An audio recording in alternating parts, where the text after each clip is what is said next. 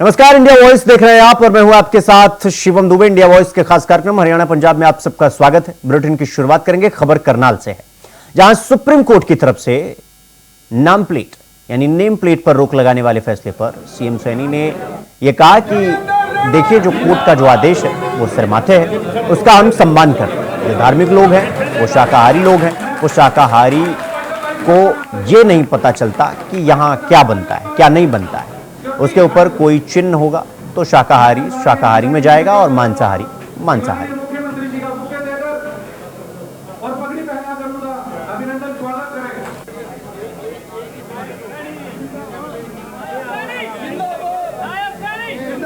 नहीं, देखिए, माननीय कोर्ट का जो आदेश है वो सर माथे है, उसका सम्मान करते हैं।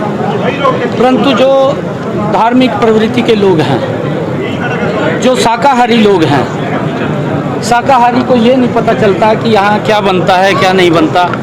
अगर उसके ऊपर कुछ चिन्ह होगा लगा हुआ, लिखा हुआ होगा, जो शाकाहारी है वो शाकाहारी में जाएगा, मांसाहारी है मांसाहारी में जाएगा। तो उसके लिए जो कोर्ट का फैसला आया है उसका सम्मान है। ब्रजमंडल यात्रा को लेकर आपकी बातचीत चल रही है, वहाँ पर कैसी सुरक्षा है और क्या स्थिति बनी? नहीं, सुरक्षा ठीक है और सभी मिलकर के, मैंने अपील भी कल किया था कि सभी मिलकर के यात्रा को सफल करें, क्योंकि ये ब्रजमंडल की जो यात्रा है ये आस्थाओं की यात्रा है। भगवान श्री कृष्ण की वो भूमि है और उस भूमि के ऊपर महादेव के मंदिर से लेकर के अलग अलग स्थानों के ऊपर वो ब्रजमंडल की यात्रा चलती है और सभी ने उसके अंदर मिलकर के सहयोग करना चाहिए। तो खबर नूंह से है, जहां हरियाणा सरकार ने यात्रा के मद्देनजर नूंह जिले में सुरक्षा बढ़ा दी है और मोबाइल इंटरनेट और साथ ही कई लोगों को एसएमएस भेजने की सेवाओं को 24 घंटे के लिए निलंबित करने का रविवार को आदेश दिया था। आपको बता दें कि पिछले साल 31 जुलाई को नूंह में विश्व हिंदू परिषद की शोभा यात्रा पर भीड़ द्वारा हमला किए जाने के बाद हुई हिंसा झड़पों में 2 होमगार्ड और गुरुग्राम की एक मस्जिद के एक मौलवी समेत 6 लोगों की कुल मौत हो गई थी। वहीं अधिकारियों के अनुसार इस बार यात्रा के दौरान पुख्ता सुरक्षा सुनिश्चित करने के लिए जिले में पुलिस और अर्धसैनिक बलों के 2000 से अधिक कर्मियों को तैनात किया गया।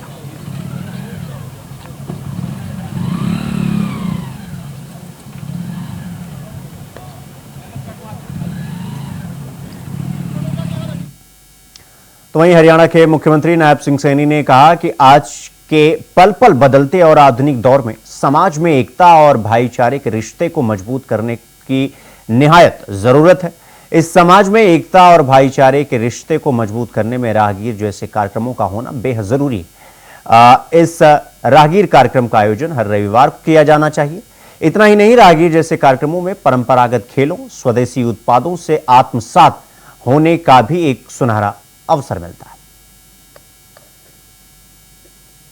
कार्यक्रम में कुरुक्षेत्र के कोने कोने से पहुंचे सभी महानुभाव, सभी प्यारे बच्चों, आप सबको आज इस राहगिरी के अवसर के ऊपर बहुत बहुत बधाई और शुभकामनाएं देता हूं।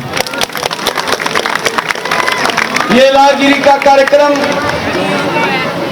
ये अलग अलग स्थानों के ऊपर हर संडे को ये प्रशासनिक सरकार के द्वारा ये रखा जाता है, परंतु इसकी शोभा तब बनती है जब इतनी संख्या में आप लोग उपस्थित रहते हैं। ये इसकी शोभा तब बनती है। मैं आज आप सबको बहुत बधाई भी देता हूं। अगली खबर अंबाला से है, जहां केंद्र सरकार ने आरएसएस की गतिविधियों में सरकारी कर्मचारी के शामिल होने पर लगे प्रतिबंध को 58 वर्ष बाद हटा दिया है, जिसे लेकर कांग्रेस के नेता जयराम रमेश का यह कहना था कि अब नौकरशाही निक्कर में भी आ सकेंगे। जयराम रमेश के इस बयान पर हरियाणा के परिवहन राज्य मंत्री असीम गोयल ने तीखा हमला बोलते हुए कांग्रेस को खूब लपेटा। असीम गोयल ने यह कहा कि जयराम रमेश के बयान पर उन्होंने पलटवार किया और कहा कि कांग्रेस का चरण चुंबक और चाटुकार उन्होंने कांग्रेस को बताया। और असीम गोयल ने कहा कि आज दबी आवाज में कांग्रेसी भी आरएसएस की प्रशंसा करते हैं।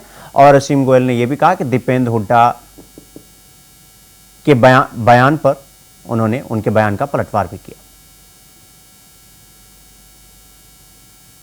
जयराम रमेश जी, जिन लोगों ने एक परिवार का ही स्तुतिगान सीखा है और जिन लोगों ने कभी समय आया सत्ता लोलुपता के नाते और अगर मैं कहूं कि चाटुकारिता के नाते हर कांग्रेसी ने एक नया रिकॉर्ड कायम किया है। जितने चरम चुंबक ये कांग्रेसी हैं, किस प्रकार से आरएसएस एक राष्ट्र और तो अगर मैं कहूँगा कि राष्ट्रीयता को मजबूत करने वाली एक सामाजिक संस्था है, उसके ऊपर किस प्रकार से एक सोची समझी साजिश के नाते कांग्रेस ने कितनी बार बैन लगाए, कितनी बार इनको प्रताड़ना दी गई।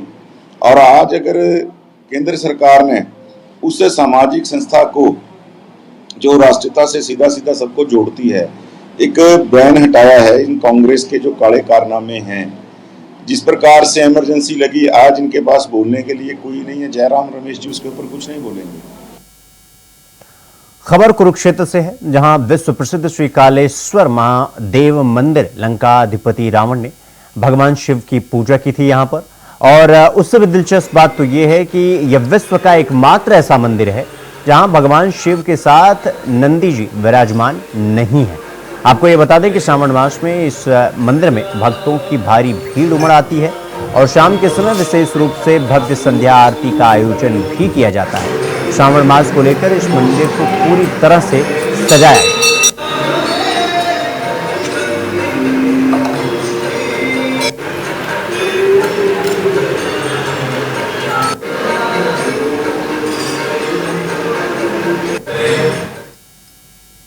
रुक करेंगे अगली खबर की ओर। अगली खबर कुरुक्षेत्र से है, जहां हर माह डिमेंशिया मरीजों के 35 से 40 मामले लगातार सामने निकल कर आ रहे हैं। आपको यह बता दें कि इस साल अब तक 160 डिमेंशिया के मरीजों का इलाज कुरुक्षेत्र के सिविल अस्पताल के विभाग में शुरू हो चुका है। आपको यह भी बता दें कि अनुवांशिक नहीं, आम लोग भी 60 साल के बाद इस बीमारी की चपेट में आ रहे हैं। खासकर तनाव में रहने वाले लोग डिमेंशिया बीमारी की चपेट में ज्यादातर आ रहे हैं।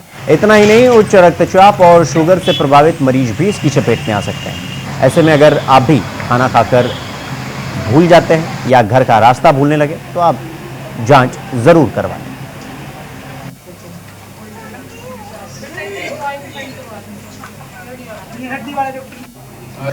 सबसे पहले सभी साथियों को मेरा नमस्कार। मेरा नाम डॉक्टर सुरेंद्र मंडान है। मैं यहाँ मानसिक रोग विशेषज्ञ लोकनायक जयप्रकाश अस्पताल कुरुक्षेत्र में कार्यरत हूँ। जैसा कि अभी आपने पूछा कि 22 जुलाई को ये हर साल विश्व मस्तिष्क दिवस मनाया जाता है। इसका मेनली उद्देश्य लोगों को अवेयर करना होता है कि हमारा ब्रेन क्या है, इसकी क्या फंक्शनिंग रहती है, हमारे शरीर में क्या इंपॉर्टेंस है, लोगों को इससे संबंधित बीमारियां, उनसे कैसे बचा जाए, अपने ब्रेन को कैसे स्वस्थ रखा जाए, उसके बारे में लोगों को बताना होता है। तो इस साल भी जैसे हम 22 जुलाई को विश्व मस्तिष्क दिवस मना रहे हैं, जिसका थीम है world brain health and prevention. Brain health के बारे में हम क्या कहेंगे, अगर हम यही कहते हैं कि एक शरीर तभी स्वस्थ होगा जब उसमें एक स्वस्थ मस्तिष्क का निवास होगा। मस्तिष्क जैसे आजकल हम जानते हैं हमारा सारा जीवन स्ट्रेस से भरा रहता है, भागदौड़ भरी जिंदगी हो गई है, लोगों को आराम का टाइम नहीं मिलता, तो लोग अपनी शारीरिक हेल्थ का और मानसिक हेल्थ का बिल्कुल ख्याल नहीं रख पाते। रुक करेंगे अगली खबर की ओर। अगली खबर अंबाला से है, जहां नारायणगढ़ के पीर माजरी रतौर गांव में जमीनी विवाद के चलते रिटायर्ड फौजी ने अपने छोटे भाई के पूरे परिवार को मौत के घाट उतार दिया। इसी को लेकर अंबाला छावनी नागरिक अस्पताल के पीएमओ लोकबीर सिंह ने यह बताया कि 5 शव अंबाला छावनी नागरिक अस्पताल में लाए गए। उन्होंने बताया कि नारायणगढ़ के रतौर गांव में 5 लोगों की हत्या का मामला सामने आया। जैसे कि पुलिस हमें कागज देगी, हम तुरंत डॉक्टरों के पैनल से पोस्टमार्टम करवाएंगे और हमने फॉरेंसिक एक्सपर्ट की टीम को पोस्टमार्टम के लिए बुला रखा है और फिर हम आगे की जांच पड़ताल शुरू करेंगे।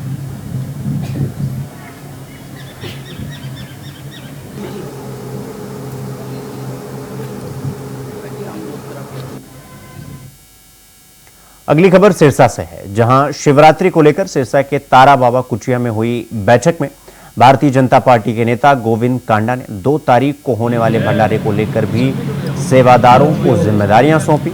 आपको बता दें कि गोविंद कांडा ने मीडिया से बातचीत करते हुए ये बताया कि शहर के लिए, वार्ड के लिए अकॉर्डिंग उसके सारी गाड़ियां लगाई जाएंगी, जिससे कि सिरसावासी हमारा सुनने के लिए तारकेश्वर धाम में आसानी से पहुंच ये सिरसा का एक बड़ा सौभाग्य है कि हमें किसी भी बड़े संतों के दर्शन है तो उनके विचार सुनने के लिए कथा है। आज पत्रकार, छायाकार, मीडिया, आज पूरा सिरसा का यहाँ है बाबा तारा कुटिया में। सबसे पहले तो मैं आपका बहुत बहुत धन्यवाद करता हूँ कि आज गुरु पूर्णिमा के दिन आज बाबा तारा कुटिया में आज बाबा जी की कवरेज करने आप यहाँ आए हैं। मैं आपका आभार प्रकट करता हूँ और आज गुरु पूर्णिमा की मैं आपको बहुत बहुत बधाई देता हूँ। बाबा तारा जी का जन्म आप सभी को पता है कि शिवरात्रि फागन का है, सावन की शिवरात्रि को ब्रह्मलीन हुए हैं। दोनों शिवरात्रियों पर विशाल मेला लगता है बाबा तारा जी की कुटिया में। लाखों भगत यहाँ आकर बाबा जी का आशीर्वाद लेते हैं, प्रसाद ग्रहण करते हैं और बाबा जी उनके दुख सुख की बात सुनते हैं और यहाँ पर बहुत आशीर्वाद भोलेनाथ का मिलता है। और यहाँ बाबा जी की कुटिया में लोग गुफा में, बाबा जी के शिवालय में, बाबा जी के पंडाल में, भव्य लोग फुआरे में, यहाँ लोग अपना एक आनंद, अलग से आनंद जो यहाँ मिलता है उसको महसूस करते हैं दोनों शिवरात्रि पर। रुकेंगे एक छोटे से ब्रेक के लिए, खबरों का सिलसिला जारी है और नोट रहे। ब्रेक के बाद एक बार फिर आप सबका स्वागत है मेरे साथ। रुक करेंगे अगली खबर की ओर। अगली खबर सिरसा से है, जहां क्लेरिकल एसोसिएशन वेलफेयर सोसाइटी यानी CAWS का सांकेतिक धरना प्रदर्शन लगातार जारी है। आपको बता दें कि कर्मचारी 35,400 वेतन देने की मांग पर अड़े हुए हैं। आपको यह भी बता दें कि पूर्व मुख्यमंत्री मनोहर लाल और मौजूदा मुख्यमंत्री नायब सिंह सैनी ने मांगों को पूरा करने का आश्वासन दिया था। इनके कर्मचारियों का यह आरोप है कि सरकार ने उनकी मांगों को पूरा नहीं किया है। कल CM आवास का घेराव करने पहुंचेंगे कर्मचारी। हमारी एक ही मांग है, एक ही नारा है कि हमें 35,400 का हक हमें चाहिए ही चाहिए। और जो सरकार ने हमारे साथ किया है, हमारे लिपिक साथियों के साथ किया है, उसकी हम घोर निंदा करते हैं और उसके खिलाफ हम प्रदर्शन करते रहेंगे और हम 35,400 लेकर ही रहेंगे। सरकार ये मान रही है कि हमारा ये हक बनता है 35,400, लेकिन वो देने में आनाकानी कर रहे हैं। उन्हें पता है कि एक क्लर्क, एक लिपिक क्या काम कर रहा है, उसकी क्या क्या आगे समस्याएं हैं, क्या मांगे हैं आगे, क्या उसको 20 जो हमें 19,900 स्केल मिल रहा है उसके आज के ज़माने में इसकी कोई वैल्यू नहीं है। और हमारा काफ़ी टाइम से हमारा कोई पे स्केल, कोई रिवीजन कुछ नहीं हुआ है। तो हम ये मांग बार बार इसीलिए उठा रहे हैं कि सरकार ये समझे और 35,400 देने के लिए मजबूर। पहले भी वही थी, आज भी वही है। आपको पता है पिछले साल जो 42 दिन का हमारा स्ट्राइक हुई थी कि हम अपने जो हमसे सरकार कार्य ले रही है उसके बराबर हम वेतन मांग रहे हैं और हमारी कोई मांग नहीं है और ये मांग भी नहीं है, हमारा हक है। कल हमारी पैदल यात्रा चल रही थी करनाल से चंडीगढ़ की, तो कल हम जब कुरुक्षेत्र पहुंचे तो वहाँ हमारे जो अभी CM है नायब सिंह सैनी जी, वो वहाँ पे आए हुए थे। तो हम उनके आवास जा रहे थे उनको एक ज्ञापन सौंपने के लिए। तो उसी बीच में सरकार और जो वहाँ के प्रशासन है उन्होंने एक षड्यंत्र के तहत हमारे साथियों को अरेस्ट किया और अलग अलग थानों में ले जाके बंद कर दिया। हमें मुलाकात नहीं करने दी गई। उसी के विरोध में आज हम साथी इकट्ठे हुए हैं और सभी जिला अध्यक्षों को एक ज्ञापन सौंप रहे हैं कि जो कल आपने हमारे साथ जो बर्ताव किया है सरकार ने, वो बहुत ही निंदनीय है। तो वहीं चरखी दादरी जिले में सरपंच की अगुवाई में ग्रामीणों ने स्कूल की व्यवस्थाओं को लेकर जमकर हंगामा कर दिया। ग्रामीणों ने स्कूल का गेट बंद कर हंगामा किया। मौके पर पुलिस पहुंचकर ग्रामीणों को समझाने का प्रयास किया, लेकिन ग्रामीण अपनी मांगों पर डटे रहे।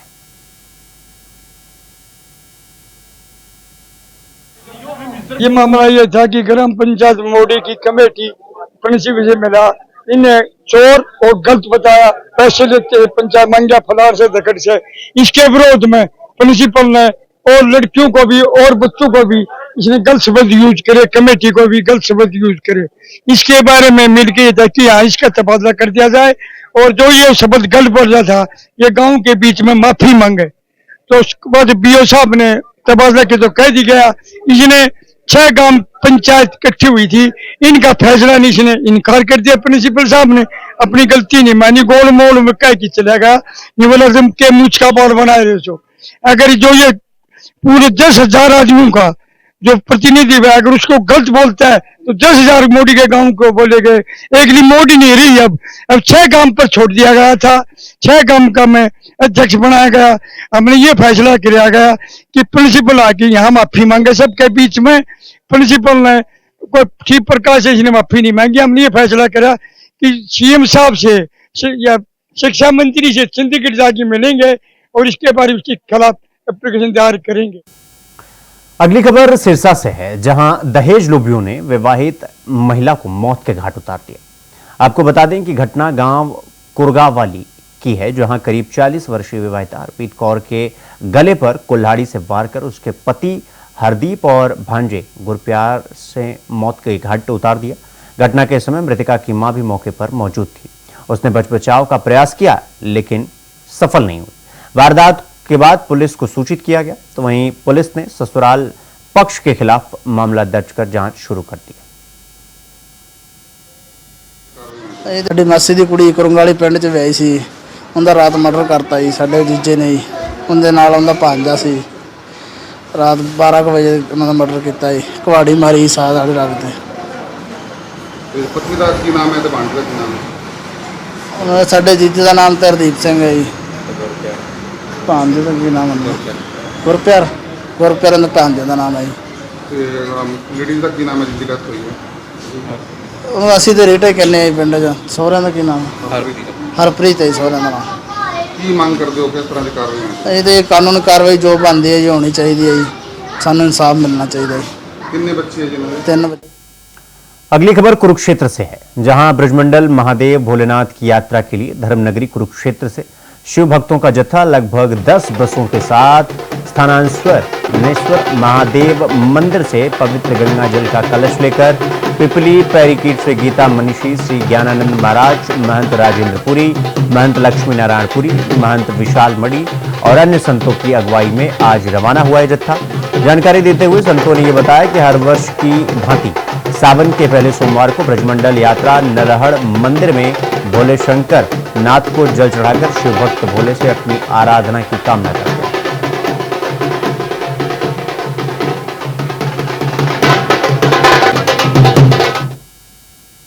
रुक करेंगे अगली खबर की ओर। अगली खबर कुरुक्षेत्र से है, जहां कस्बा शाहाबाद के अंतर्गत कुछ सड़कों की गांव की सड़कें और रास्ता पक्का होने और ग्रामीण किसान वर्षों से इंतजार कर रहे थे। आपको बता दें कि पिछले विधानसभा में रामकरण काला ने विधायक बनने से पहले यह वादा किया था कि विधायक बनूंगा तो सड़क का निर्माण करवाऊंगा, और कई दशकों बाद यह सपना पूरा हुआ। ग्रामीण विधायक रामकरण काला का ढोल नगाड़ों से उनका स्वागत किया। विधायक ने 2.25 करोड़ की लागत से इस सड़क को बनवाया और फिर इसका शुभारंभ किया। अपने गांव की तरफ से, अपने इलाका की तरफ से बहुत बहुत धन्यवाद करता हूं। देखिए, लागत की बात तो मैं बाद में करूंगा, पहले तो मैं आपको एक बात कहना चाहता हूं। लगभग हमारे बुजुर्ग कहते हैं कि 70 साल से इस रास्ते के पक्का होने की उम्मीद थी। 70 साल से उम्मीद लगा के बैठे थे कि कोई आएगा, इस रास्ते को पक्का करेगा। एक हमारा गांव छोड़पुर जो कुरुक्षेत्र डिस्ट्रिक्ट में पड़ता है, लेकिन वो कुरुक्षेत्र डिस्ट्रिक्ट से कटा हुआ था। और मेरे गांव की भी, मोड़ी की बहुत लोगों की ज़मीनें यहाँ पे हैं। छोड़पुर गांव साथ लगता है और संभालखी पड़ोसी गांव है वो साथ लगता है। सैकड़ों किसानों की यहाँ पे ज़मीनें हैं, तो लोगों को आने जाने में बहुत परेशानी होती थी। आपके सामने जो आपके बैक साइड में 100 गज के प्लाट जो सरकार द्वारा दिए गए हैं, लगभग 200 के करीब वो प्लाट हैं। यहाँ पर मोड़ा गांव की कॉलोनी है जो बीपीएल कॉलोनी है। हमारा एससी का शमशान घाट इधर है। जेबीटी हमारी जो बच्चियाँ यहाँ पढ़ने के लिए आते थे, बच्चे पढ़ने के लिए आते थे, वो यहाँ पे है। मतलब बहुत परेशानी का सबब था। यहाँ पर अगर 2 बूंदे भी बारिश की हो जाती थी तो खड़ना भी यहाँ पर मुश्किल था। हमारे गाँव में वोट मांगने के लिए जो हमारे विधायक हैं रामकरण काला जी आए थे, लोगों ने उनसे ये डिमांड की थी कि पहले यहाँ पे मुख्यमंत्री, मंत्री, एमएलए और एमपी आके जा चुके हैं। हमारी एक जो बहुत ही पुरानी डिमांड है रेलवे लाइन। सरपंच छोड़पुर का बहुत बहुत धन्यवाद करूंगा और सरपंच मोड़ी इसका बहुत बहुत धन्यवाद करूंगा। और संभाल की हमारे 3-4 गाँव हैं, मतलब जो हमारे साथी बुजुर्ग नौजवान साथी खड़े हैं पूरे गाँव के। ये हमारे मलकी जी खड़े यहाँ जब बैठे थे, और भी जो बुजुर्ग काफ़ी थे गाँव के छोड़पुर से। हम कभी भी जहाँ थे मोड़े लोगों को मुकाया करते या कहीं अंदर पास में मोड़े नहीं आकर तकरीबन। कभी वहाँ फाटक बंद होगी, कभी वहाँ कुछ हो गया, तो मैं कभी बहुत दिक्कत है। फिर मैं बनने से पहले इस रास्ते में गाड़ी लेकर आया, तो मैं दूर तक यहाँ आया, देखे भी रास्ते में भी लिख नहीं सका थे। मैं खुद ही अपनी गाड़ी लेकर आया, मैं खुद पूरा रास्ता चेक कर गया। तो मैंने क्या बताओ, ये बोले भी एमएलए मंत्री बहुत आए पहले, बहुत वादा करके, पर हमारी सड़क की डिमांड है। मैंने कही तो अगली खबर गुरुग्राम से है, जहां हरियाणा मांगे हिसाब अभियान के तहत बादशाहपुर विधानसभा क्षेत्र के रेंजागला चौक से कृष्णा चौक तक पदयात्रा शुरू करने से पहले कांग्रेस सांसद दीपेंद्र हुड्डा ने रेंजीगला चौक पर वीर शहीदों को नमन कर श्रद्धांजलि अर्पित की। इस दौरान सड़कों पर उमड़ी भीड़ को देखकर सांसद दीपेंद्र हुड्डा ने कहा कि बीजेपी सरकार ने अब तक एक भी सवाल का जवाब नहीं दिया। अगर हिसाब में गड़बड़ नहीं है तो बीजेपी सरकार हिसाब देने से क्यों डर रही है। संसद सत्र के दौरान भी हरियाणा मांगे हिसाब अभियान जारी रहेगा। सांसद दीपेंद्र हुड्डा ने बीजेपी सरकार से सीधा सवाल किया कि वो बताएं कि अग्निपथ योजना जैसे घातक सुझाव किसके कहने पर लागू किए। आज हरियाणा की दुर्दशा के लिए अगर कोई पार्टी जिम्मेदार है तो भारतीय जनता पार्टी जिम्मेदार है। 10 साल का जो उनका कार्यकाल रहा, और हम भाजपा सरकार से 10 साल की हरियाणा की बेहाली है उसका हिसाब मांग रहे। कांग्रेस पार्टी का अभियान हरियाणा मांगे हिसाब, हरियाणा मांगे हिसाब के माध्यम से हमने आपको ध्यान रहे 10 दिन पहले 15 सवाल भाजपा सरकार से किए थे कि इन 15 सवालों का जवाब दे भाजपा, लेकिन एक भी सवाल का जवाब इन 10 दिनों में नहीं दिया गया। लगता है कि लोकसभा चुनाव में जो लोगों ने अपना संदेश दिया, हरियाणा में कांग्रेस की देश में सबसे ज्यादा मत प्रतिशत आई। ना सिर्फ 5 लोकसभा सीट हमने जीती, लेकिन बीजेपी से ज्यादा मत प्रतिशत और बीजेपी से ज्यादा विधानसभा सेगमेंट्स में हमारी लीड आई हरियाणा में। आपने देखा, शायद वो भी संदेश भाजपा को समझ में नहीं आया। अगली खबर अंबाला से है, जहां नारायणगढ़ इलाके में जमीनी विवाद को लेकर रिटायर्ड फौजी ने अपने मां बाप और छोटे भाई के परिवार का कातिलाना हमला बोला और इस दौरान फौजी ने 6 माह के मासूम समेत 5 लोगों को मौत के घाट उतार दिया, तो वहीं उन्हें जलाने की भी कोशिश की। हत्यारे फौजी के घायल पिता ने पुलिस को सूचना दी और पुलिस ने आकर शवों को कब्जे में लेकर मोर्चरी में रखवाया। फिलहाल पुलिस ने इस मामले में संलिप्त सभी लोगों को गिरफ्तार कर लिया है।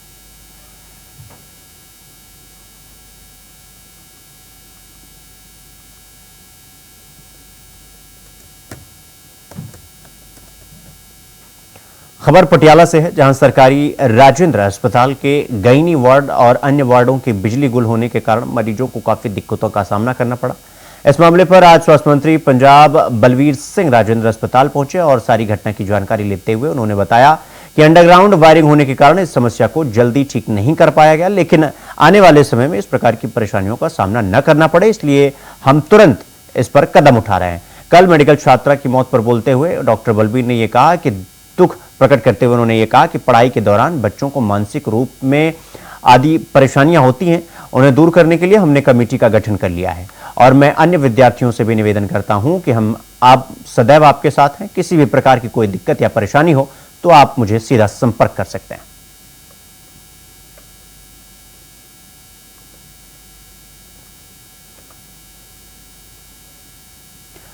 तो वहीं झज्जर के लघु सचिवालय में महिला विरुद्ध अपराधों की शिकायत सुनने पहुंची महिला आयोग की उपाध्यक्ष सोनिया अग्रवाल। लघु सचिवालय में पहुंचने पर महिला आयोग की उपाध्यक्ष को प्रशासन के अधिकारियों ने उनका जोरदार स्वागत किया। इस मौके पर महिला आयोग के अध्यक्ष सोनिया अग्रवाल ने यह कहा कि आज लघु सचिवालय के सभागार में 10 शिकायतों को सुना गया, जिसमें 5 शिकायतें झज्जर की और 5 शिकायतें सुनी गई हैं, जिसमें 4 शिकायतों का समाधान करके निपटारा किया गया है और 3 शिकायतों को आगामी 7 अगस्त को फिर से सुनने के लिए महिला आयोग ने बुलाया है।